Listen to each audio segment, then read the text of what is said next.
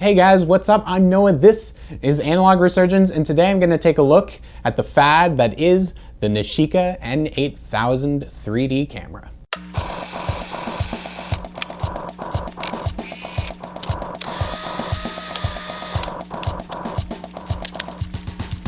Okay, there are a ton of gimmicky 3D cameras out there that allow you to take photos in 3 dimensions. Now, the really old school classic ones are kind of neat, and they would take 2 images side by side, use special slide mounts and viewers, and give you an added sense of depth when you're looking at your slides at home. But if you fast forward a few decades, then there is one 3D camera that stands out above all the others as the most mesmerizingly chunky eyesore of a 3D camera that exists, the Nishika A8000. Now, first of all, the Nishika A8000 is actually the successor to a slightly more attractive looking 3D camera of the same design called the Nimslo. Now, these cameras were actually different from the cameras of the 1950s because those ones would take 2 images side by side that you would mount and then look at to be able to achieve some sort of depth. Instead, the Nishika and the Nimslo take 3D images on film that are meant to be printed on lenticular paper. So these two cameras are 35mm cameras that take normal rolls of 35mm film, but they have 4 lenses on the front of them. Now, the Nishika specifically is advertised on the front of the camera as having a 30mm quadra lens system, which is a very fancy way of saying that it has 4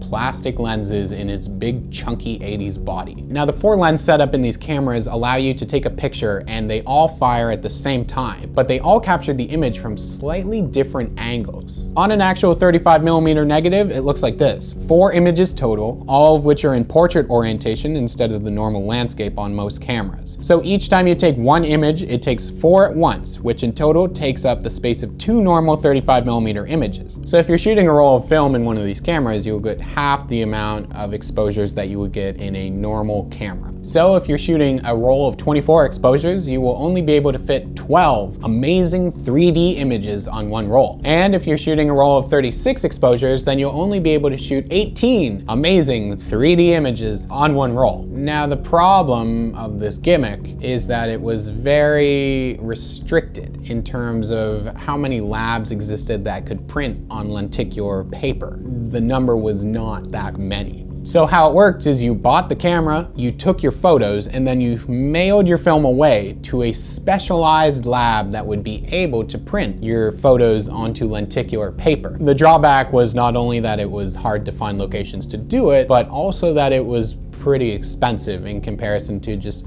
printing and shooting normal 2D images with better cameras. Today, your local photo lab will develop 35mm film, and they will digitally transfer 35mm film, and they will even print 2D images of your 35mm film. But trust me when I say they are not gonna print lenticular photos of your 35mm film. I believe there are a handful of places that do it in the world, so I will throw links to those down in the description if I find any. So the modern main way to combine all your photos and get that lenticular sense of looking at your images is to take those frames, combine them in Photoshop, and just make animated looping GIFs. So if you just combine them and loop them, then you get that old school lenticular effect. Now, I don't own a Nishika, and I don't own a Nimslo, but I used to own a Nishika. A number of years ago, before I really got into film, I picked one up at a thrift store and paid about $6 for one. But last summer, I resold it for $200 because Nishikas have just blown up in popularity and price over the past few years. And they have found an entirely brand new life on people's Instagrams. I mean, honestly, just look at the tags on Instagram. Just check the Nishika tag and you'll see all sorts of people just making 3D animated photos using this camera. But also, if you don't have the ability or the desire to drop that amount of cash on a gimmicky camera from the 80s at this point, then there are some apps out there that would generate the same effect using your cell phone. Now, the Nishika and the Nimslo themselves are just pretty unremarkable cameras, besides the 4 lens thing. But beside that, they're pretty much automatic with very little control, and they're just plastic cameras. This slider on the front of the Nishika will change the aperture between a couple of different options based on the lighting that you're in. It also has the option of taking two AA batteries that only serves to display a low light meter in the viewfinder if the camera doesn't have enough light to take a good picture. Also, it has a button to test the batteries and will light up this little LED at the front. Now that's really it for manual control on the Nishika. And it also suggests that you only use 100 ISO inside of the camera, so you really don't have too many choices about what kind of film you use to take your 3D pictures. And it also has this nice little label on the top to give you guidelines for framing your images to get the most out of that sweet, sweet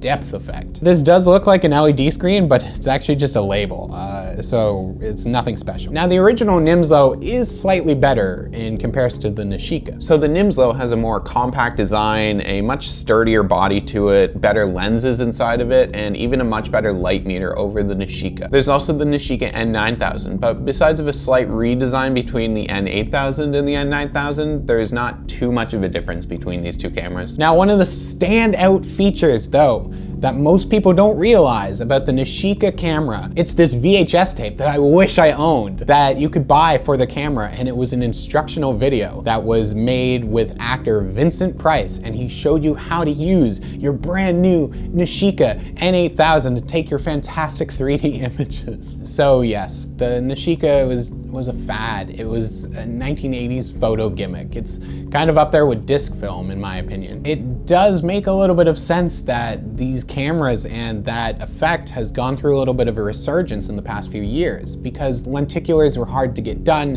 and expensive at the time. Whereas now the digital component of digitizing your film lets you create those GIFs for free. So, I mean, I do make fun of the Nishika and the 3D lenticular cameras, but it is a little bit of fun. And it is just something that is special, again, for film, that these cameras would just be made that could take 4 images at once and create a lenticular style 3D image for you. Anyways, when I did own a Nishika, I shot 1 roll, and there's a few on there of just my friend Ben. So let's take a look. Oh no, oh no, he's falling. Whoa. Oh no, he's falling again. Hold on. Whoa, hey, jumping. Oh, there he goes. Whoa. Whoa, he's sitting down. He's sitting down by some garbage. Oh, wow. Thank you so much for watching, and I hope you had fun, and I hope that I didn't offend anybody out there too much when I was kind of, you know, making fun of the Nishika and the 3D photos. So thank you guys so much for watching, and I'll see you guys soon. Many happy memories captured in lifelike 3D await you. You're sure to be thrilled with the astonishing depth and realism of your photos. Just as thrilled, perhaps, as Professor Jared in the House of Wax was when he first contemplated the realism of these incredible creatures.